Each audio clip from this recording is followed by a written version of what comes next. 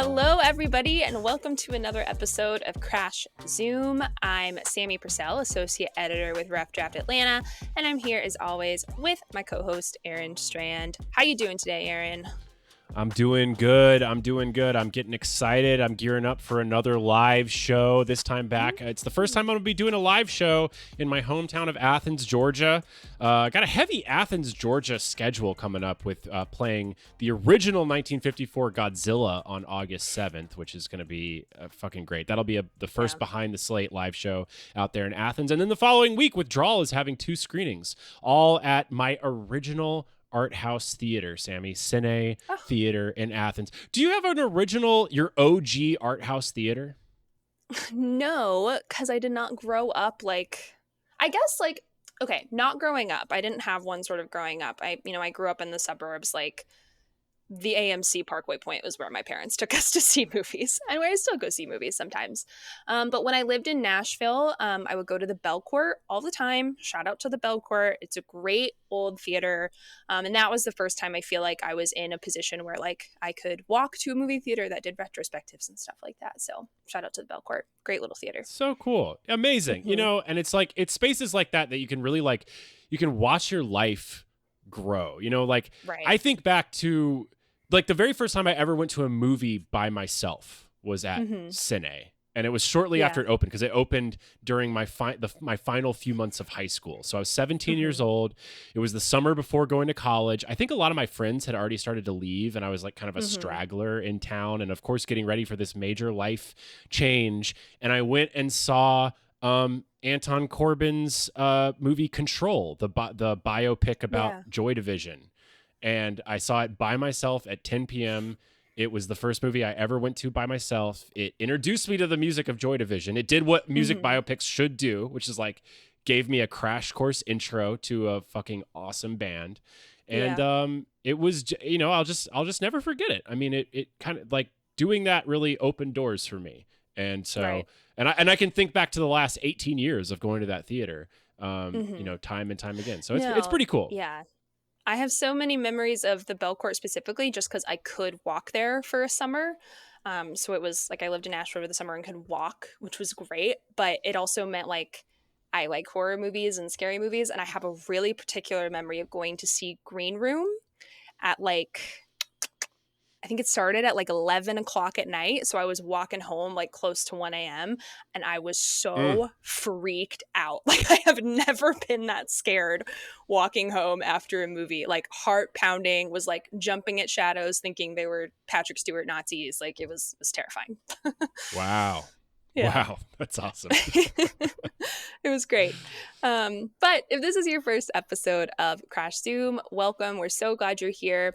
What Aaron and I do here is we talk about things that are going on in the film industry at a big picture level, and we try to talk about why they matter to the independent artist.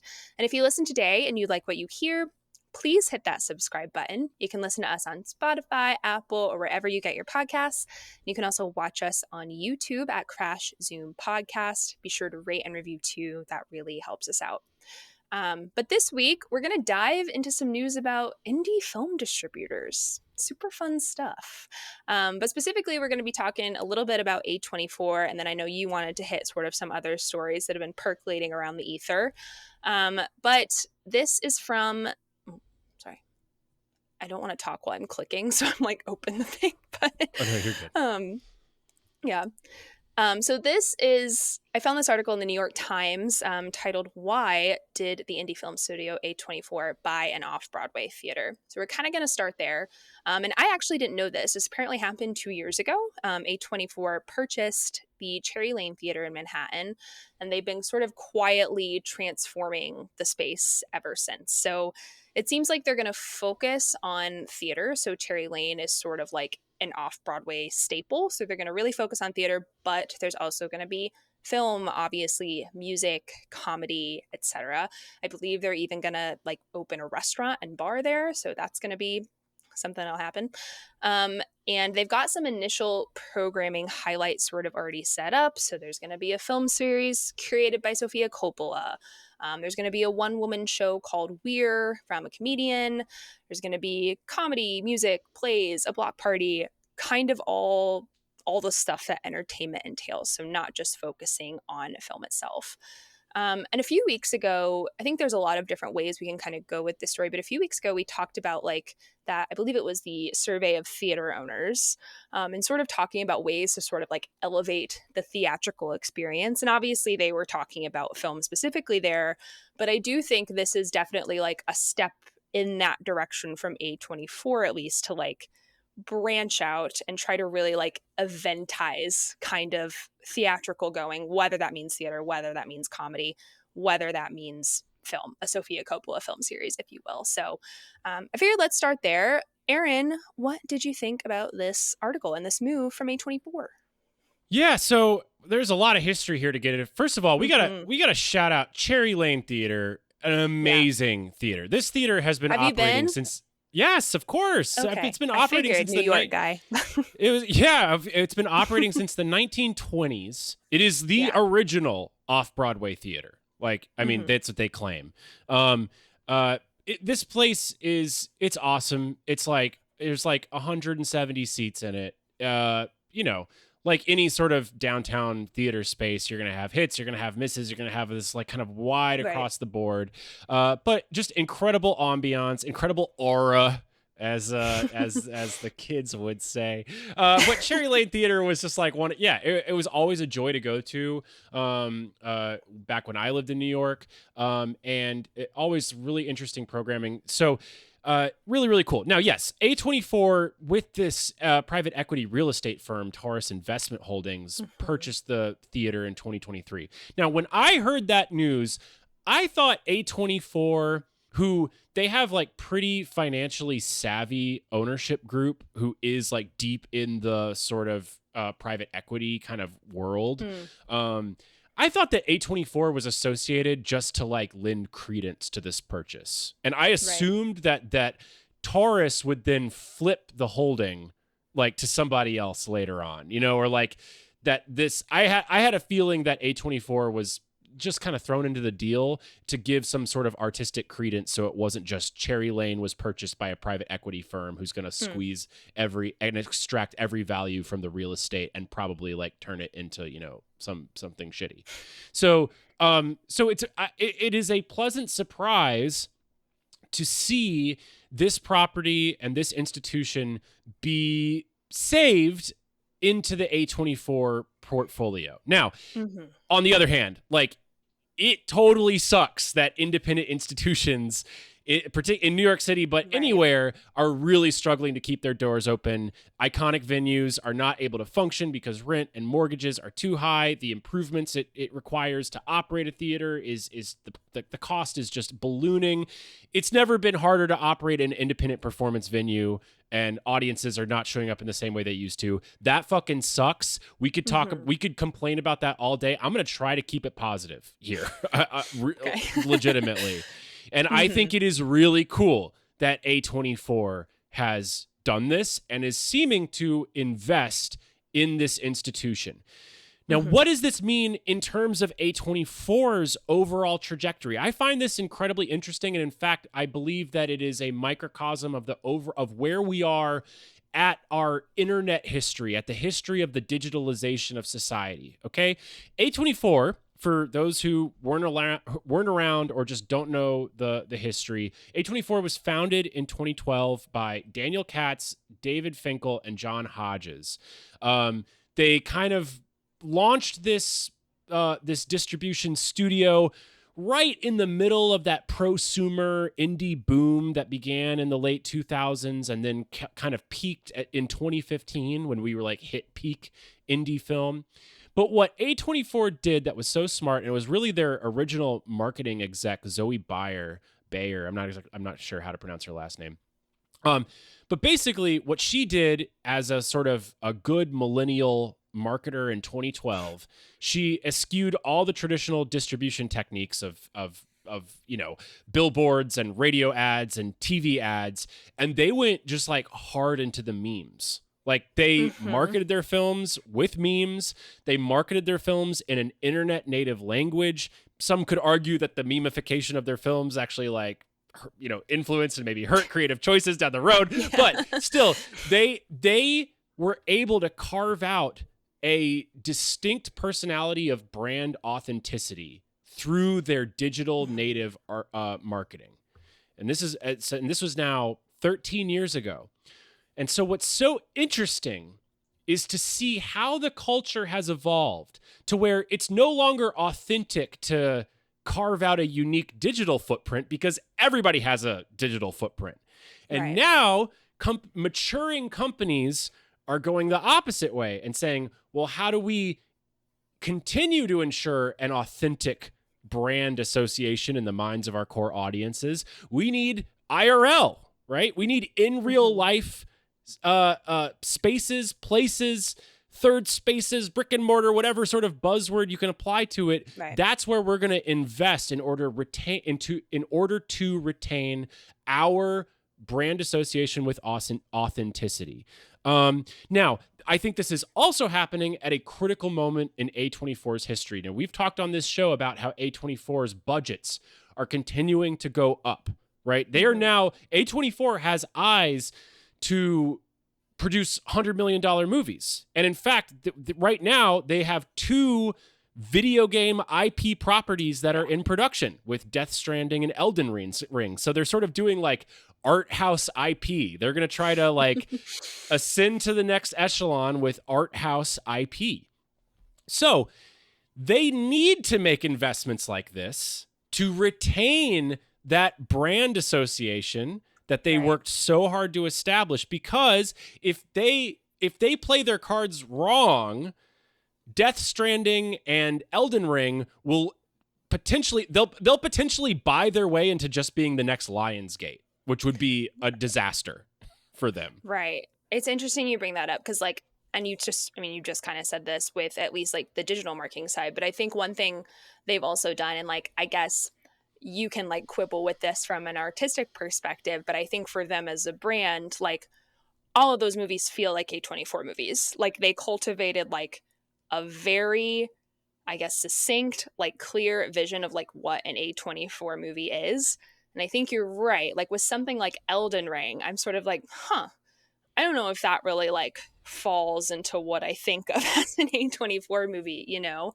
And I think like buying this small theater and wanting to use it as like, there's a quote in here from an A24 executive official, I should say. They like don't talk to the press on the record, which I think is funny. But he talks about like wanting this to be a space that is like a discovery hub for A24 and like wanting to have like an artistic ecosystem. And I think that language is like very specific and like artistic coded. And I think it is like perhaps a conscious decision, like you said, when they have like these sort of bigger movies, like more IP focused movies, like in the, I'm going to get this word wrong again, in the hopper. Is that right? Not in the can, in the hopper. Yeah. Okay. Sure. That works. Yeah. It's a honker of a play, but I think that them saying that they want this ecosystem of talent, I think is a load of bullshit. I don't think they want an ecosystem of talent. Well, no, it's like artistically coded language, right? Like it's like them like trying to maintain that we are artist friendly. We are, and I've heard directors say they're lovely to work with, but you know, they are trying to they are trying to tether and ground their core audience, which is aspirational, upwardly mobile young people who want to feel like they have taste. And with this theater, they are trying to buy coolness in the minds of like young aspirational New Yorkers, which still like has a lot of sway on sort of like the global marketplace of like what is cool in the art world. I think it has way more to do with audience association than any sort of artistic pipeline, particularly as the number of young up and coming like their efforts in terms of discovery have decreased over time as they've like invested more and more into their guys to continue to make movies. And really they're just like, in order to even cross the threshold of discovery for A24, you have to be a wildly successful YouTube creator. You have to have some sort of miraculous success financial success, usually of your own, before A24 will even look at you. It's not like back in the day when they were, just looking for exciting young talent to invest in. Do you think this also has something to do with like the rise of Neon and sort of their fast like encroaching into A24 space? Because I think those are like the two kind of indie distributors, no? As far as like name recognition. As much as I would love to pit A24 against Neon, I don't really, that's not my read of the situation. I think A24 has much bigger aspirations than Neon. A24 wants to operate in the $100 million budget range. They want to be a big boy and to play with like real money. And so I see the ascension of Neon as really more they are filling the vacuum that A24 has ceded to them, because A24 isn't interested in living in the $10 to $20 million budget range that Neon is sort of like dominating right now. Yeah. That's how I read the situation. Do you read it differently? I don't think so. I do think like for A20, I mean, it'll just really depend like how those couple movies do for A24 to really like ascend. Because as for now, I still sort of put them on like the same level, I guess, as to what they do and what they are, if that makes sense. Like, it'll be interesting if A24 can cross over into that successful, like, smaller studio, I guess. A Lionsgate, if you will. Your favorite studio. If they can ascend to Lionsgate, my God. Yeah, I don't know. Yeah, it's interesting. I mean, I'm not a fan personally of what A24 is doing or has done as they've grown as a company. I haven't enjoyed some of the creative choices that have come along with that process, but I respect what they're doing, and I certainly look in the current environment, and we'll talk about this in a little bit, like this sort of purchase of the Cherry Lane Theater and trying to ground yourself in a sort of authentic real life experience for your fans and to retain this sense of coolness like with the people that you care about, who's their opinion of you. Right. That's only possible if you're playing in the $100 million range. It doesn't work. The water doesn't flow the opposite way. It's much harder to go from like, hey, we've established a really, really cool brick and mortar store and now we're going to level up to A24, So,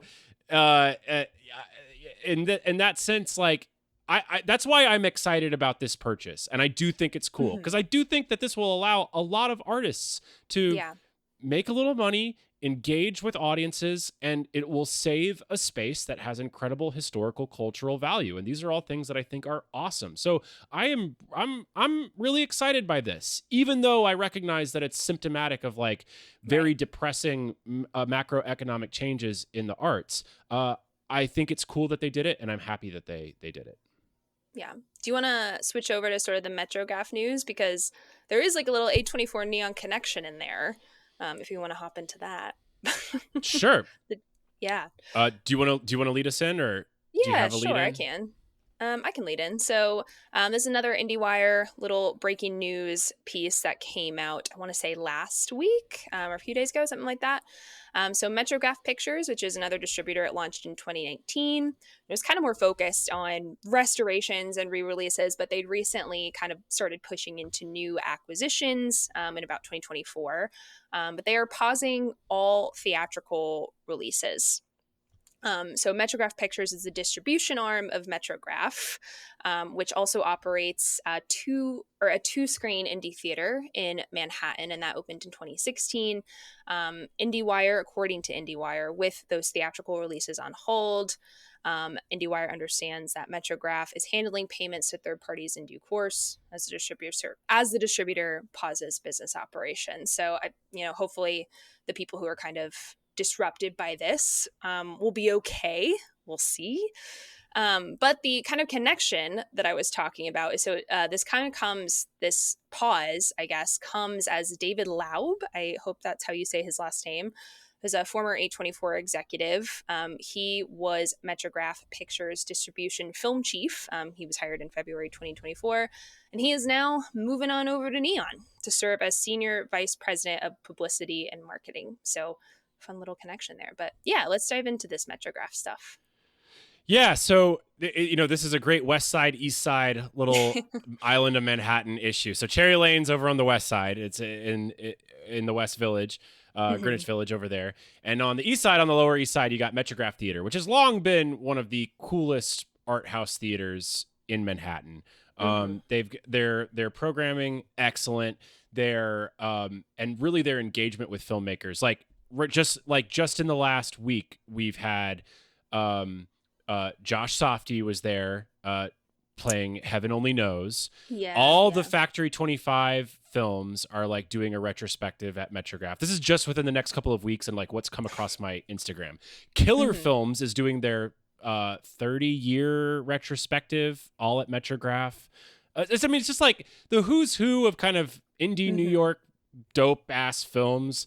Like filmmakers want to go and engage with audiences at the Metrograph Theater. They have expanded. They have a publishing wing. They publish a quarterly journal, which I've read in a shop before, but I don't own it. But it's very, very cool. They publish books like Sean Price Williams' 1,000 Movies book is a Metrograph publication, which is really cool. And then like you said, they moved into film distribution. They were the ones who distributed the 4K restoration of Possession, which like really allowed Possession to kind of like take the repertory screening world by storm in the last 5 years. The way that movie has sort of blown up since that happened, like at least I feel like on film internet circles, is insane. Oh, totally. And that's in huge credit to Metrograph. So this really sucks because these are people with real taste, with real dedicated audience members that are coming to in real life events. I mean, it's hard to get a seat at Metrograph, like for a lot of this stuff. Like they sell out, like they put butts in seats in a real meaningful way. And so to see them have aspirations of leveling up to being like, well, why don't we start distributing, critically acclaimed independent films, and it to all fall apart. I would imagine, look, we don't know. I can't find anywhere. No one's talking about why David Laub left. Right. They're being very diplomatic, and everyone's being very polite. Everyone's being very polite. I would have to believe that something went. I don't think David Laub got poached a mere 18 months after he took the job. Right. That doesn't seem quite right to me. My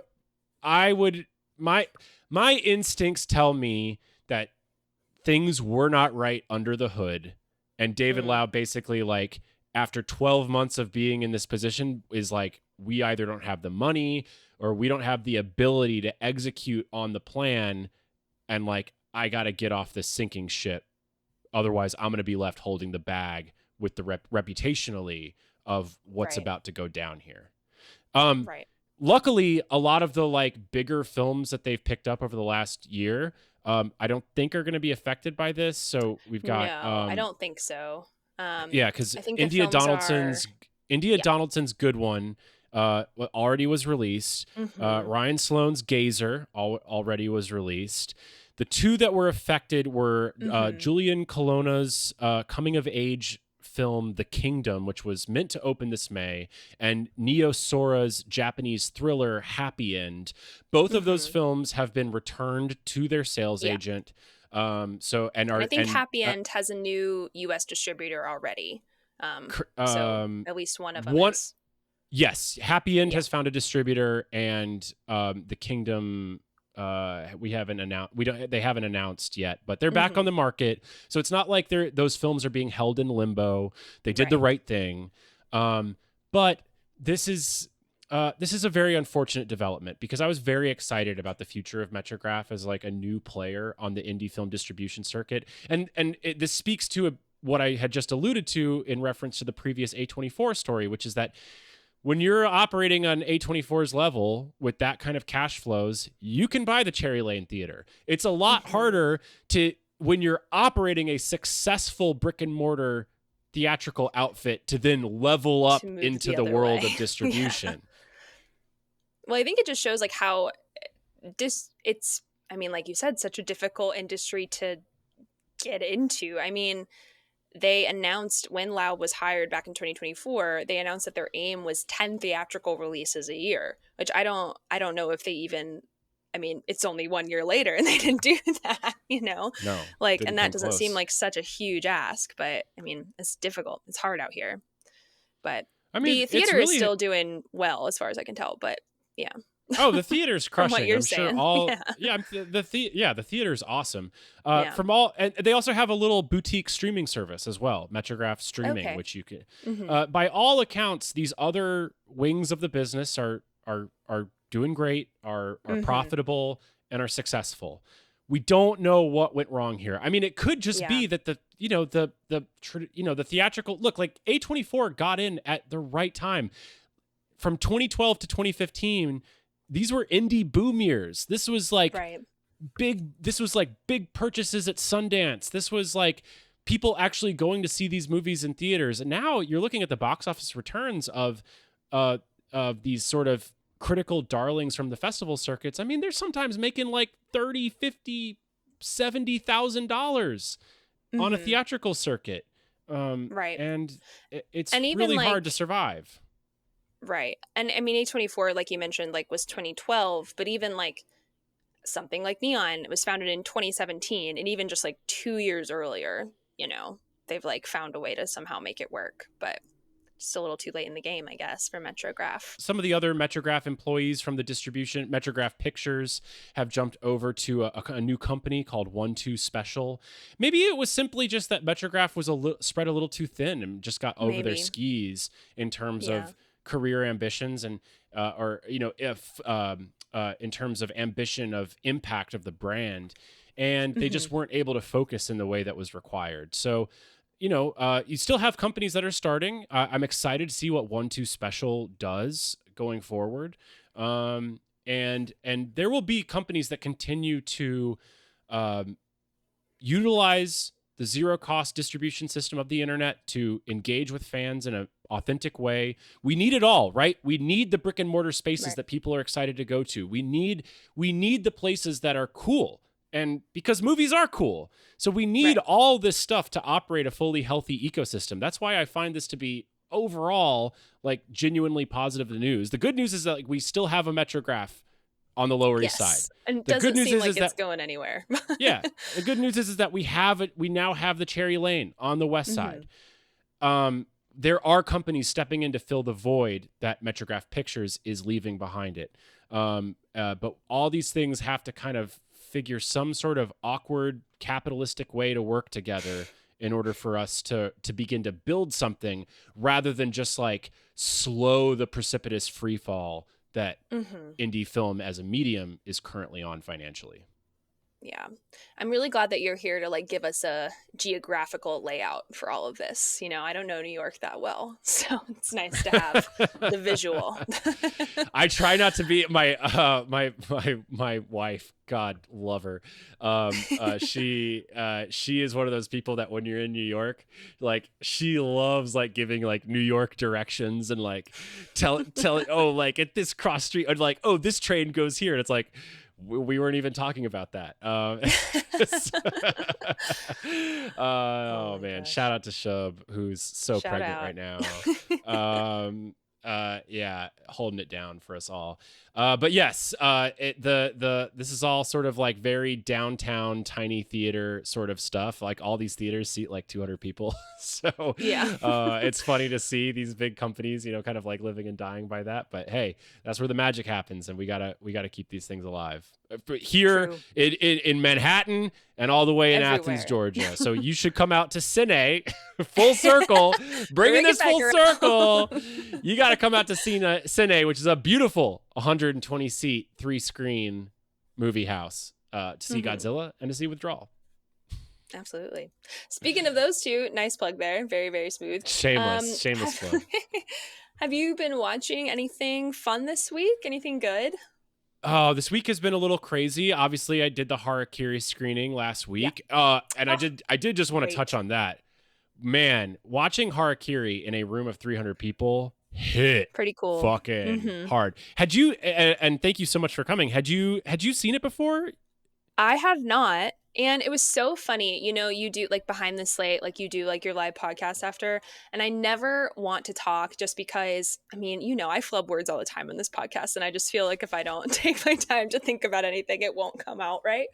But it was interesting to me that everyone was calling it, or like the kind of rub on that movie, I guess, is that it's like quote unquote slow.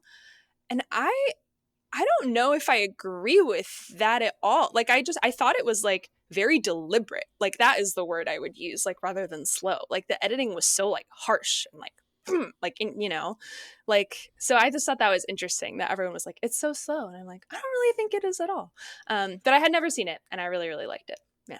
That's awesome. Well, I think that's a real testament to the difference of the theatrical experience versus the home experience, because I've watched this movie multiple times at home. The first time I was enraptured and sort of just like along for the ride, but on the second and third viewing, it was slow as shit when you're watching alone in your bedroom. Sure. That's what was so cool about watching it in a room with in a packed house with all these people, and like things were jokes that had never been jokes before. Like it's so funny to like listen to people talk after the movie and they're like, yeah, the comedy like really held that movie together. It's like, who's ever said that about Kobayashi's Harakiri before? So sad.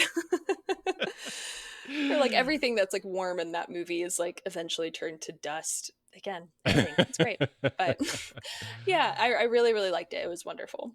Nice. Well, what else have you been watching? Oh, so many things. I went to the Sound of Music sing-along, which was a blast. Like it's really theatrical experience, man. Like sitting in the Fox, so like sitting amongst like hundreds of people who are all like equally thirsting after Christopher Plummer was like a truly amazing experience. Like it was, and it was wonderful. Like my sister was sitting next to me and she was like, this is like, it's a type of movie where you don't like really realize how beautiful it looks until you see it that big. Like obviously it's gorgeous, but just like the landscapes and the houses and the sets and everything is like so beautiful. Oh, yes. And we got to sing along, which was fun. And the funniest part of the sing along was they didn't just do like, you know, they had the words on for all the famous songs, but then they also put the Latin on when the nuns are just like singing in the intro, which was kind of a fun little test for everyone. Was anybody singing along with the nuns in Latin? Me. Me and my sister trying our best, but yeah, it was really fun. Dude, I was in The Hunchback of Notre Dame, the musical one, so I can sing in Latin. Wild pull. Yeah. And then I think, well, can I say this? This comes out on Friday. So I can say this because the review will be out by then. So a new movie kind of plug. I saw the new Naked Gun. Pleasantly surprised. Like, I cannot tell you how I was not looking forward to this. Like, I almost didn't go to the screening because I was just like, I don't think, like, another remake, blah, blah, blah. And while I still think, like, they should just be able to make a movie with this type of humor and vibe without it having to be, like, a remake of The Naked Gun, I had a wonderful time. It's 85 minutes long. Pamela Anderson is great. She's so funny. Like, it was just a really nice, easy time at the movies. And I think they adequately captured, like, the spirit of the original. So if you're looking for something to see that's easy, don't have to think too hard, I recommend it. Hell yeah. Comedy's back, nice. So I hear. Maybe, I hope. Not really, but it was nice to like see an actual comedy, you know? They weren't worried about anything except jokes, which is more than I can say for a lot of so-called comedies. So That's awesome. Yeah. Very cool. Well, thank you so much, Sammie. This episode has been a joy and a pleasure. I love talking about New York independent film distributors. I could do it all day. If you enjoyed this episode, please be sure to like, subscribe, rate, review, hit us with the 5 stars, leave a little note. It really goes a long way to helping us out. You can follow us at Crash Zoom Podcast on all the things, Instagram, TikTok. Those are the things we're on, so follow us. Mm-hmm. You can also email us, crashzoompod@gmail.com. That's crashzoompod@gmail.com. We'd love to hear from you. Are you excited to go to the new Cherry Lane Theater? Have you been already? I'd love to know what you think. This has been great, and until next week, Sammie, I will talk to you. I'll see you next week. Bye. Bye.